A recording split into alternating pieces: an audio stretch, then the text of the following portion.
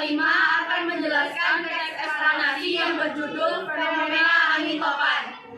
Angin topan adalah pusaran angin kencang dengan kecepatan angin 120 km per jam atau lebih yang sering terjadi di wilayah tropis di antara garis balik utara dan selatan, kecuali di daerah-daerah yang sangat berdekatan dengan khatulistiwa. Di Indonesia, angin topan jarang terjadi karena letak geografis Indonesia sendiri yang berada pada lintang khatulistiwa. Namun begitu, bukan tak mungkin angin topan juga bisa terjadi di Indonesia. Angin topan disebabkan oleh perbedaan tekanan dalam suatu sistem cuaca. Angin paling kencang yang terjadi di daerah tropis ini umumnya berpusat dengan radius ratusan kilometer di sekitar daerah sistem tekanan rendah yang ekstrim dengan kecepatan sekitar 20 km per jam. Biasa disebut juga sebagai angin tornado.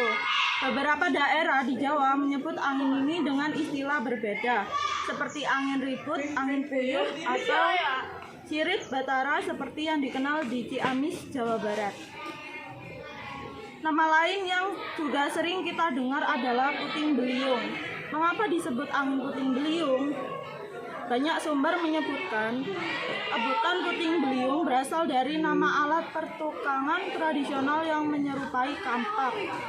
Terbuat dari batu atau besi, bagian pangkal dari mata beliung itu bentuknya runcing. Oleh sebab itu disebut puting. Oleh karena bentuk putaran tornado yang meruncing di bagian pangkal beliung, maka muncullah julukan angin puting beliung. Ini merupakan pusaran angin tropis yang terbentuk di sekitar Laut Khatulistiwa. Namun seiring berembus jauh ribuan kilometer, menyapu sejumlah daerah dengan kerugian yang amat besar. Angin ini sering terjadi di wilayah Nusa Tenggara, Sulawesi, dan Sumatera. Pulau Jawa juga menjadi salah satu wilayah yang sering dihantam angin ini. Di Jawa Barat, puting beliung biasa terjadi di daerah selatan, seperti Ciamis, Banjar, Tasik, dan Garut.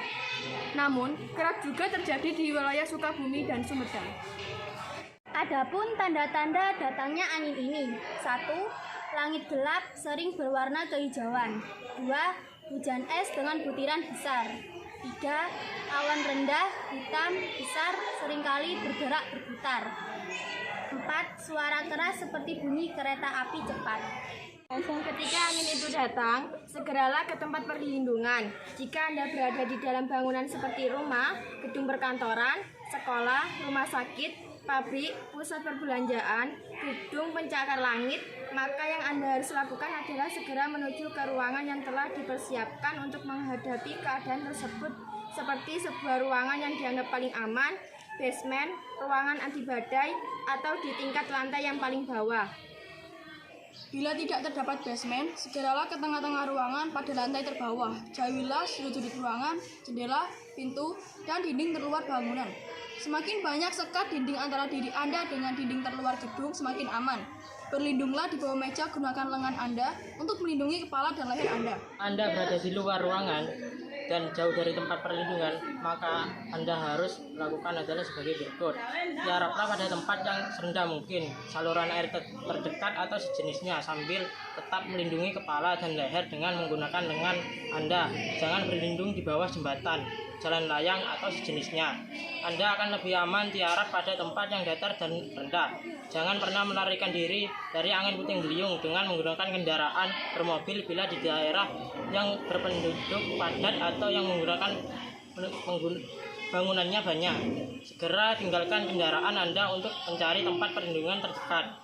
Hati-hati terhadap benda-benda yang diterbangkan angin puting beliung. Hal ini dapat menyebabkan kematian dan cedera serius. Sekian dari kelompok kami.